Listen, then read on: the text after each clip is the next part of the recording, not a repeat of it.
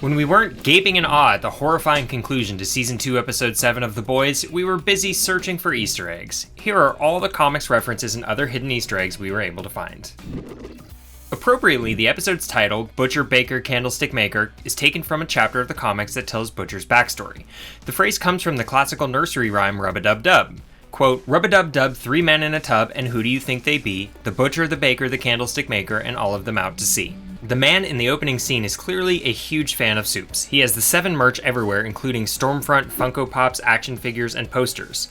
One poster is for Soldier Boy, a character who will be introduced in Season 3. Although it isn't identified explicitly, the voice of the podcast or radio show the man is listening to throughout this opening resembles the voice of the right-wing radio host Alex Jones, whose show InfoWars peddles propaganda and conspiracy theories. One of the radicalized man's posters appears to be a blown-up version of a comics cover. It features the names Avina, Boland, and Rabant, which are shoutouts to creators involved in the boys' comics, colorer Tony Avina, letterer Simon Boland, and editor Joseph Rabant. The news chyron here features another reference to Congresswoman Victoria Newman's, quote, college dance videos, further cementing her comparison with Alexandria Ocasio-Cortez. When Mallory remarks that Butcher, quote, would be happy with an unending cycle of brutality, she's parroting a similar exchange from the comics. In the 10th volume, from which this episode takes its name, Mallory tells Huey that Butcher is fighting, quote, a self-sustaining, never-ending conflict in which he can mete out the brutality and cruelty that lie at his core forever. Congresswoman Newman remarks that, I'm fairly sure he's half the Sacred Heart cheerleading squad.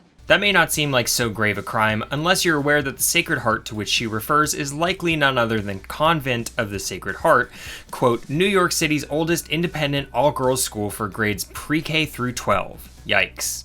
Although Starlight meets her mother at a place called Jitterbean, the unicorn frappe to which she refers is a Starbucks product. Incidentally, Jitterbean Coffee does appear to be a real place, but the real version's logo is different, and they don't have locations in New York. And Serge?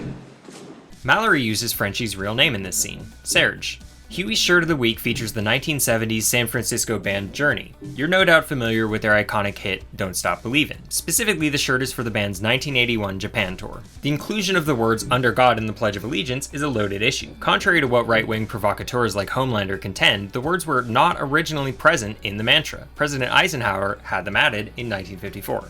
We finally get introduced to Butcher's father, whom Lord of the Rings fans may recognize as Denethor from those movies. Carl Urban was also in The Lord of the Rings as Eomer, making this a mini Lord of the Rings reunion. Butcher's dad mentions that Butcher joined the SAS. The acronym stands for Special Air Service, their Special Forces Unit division of the British Army. Frenchie's truism about dying twice, you die twice.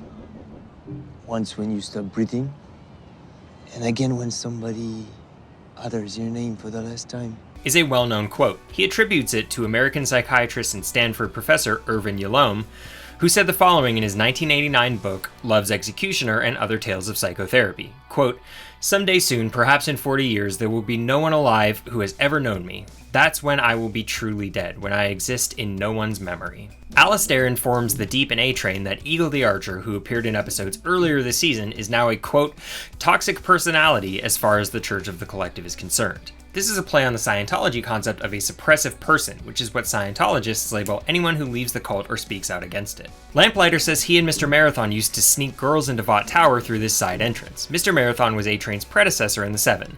This is not the first reference to him this season. Maybe he's another formerly prominent soup who will be popping up in future episodes. Maeve's attitude and persona after Elena leaves in this episode match the version of her in the comics, where she's more jaded and cynical, keeps beefy dudes around in her bed 24/7, and drinks and smokes constantly. The movie that Ryan recreated using Legos is the 2009 Sandra Bullock movie, The Blind Side.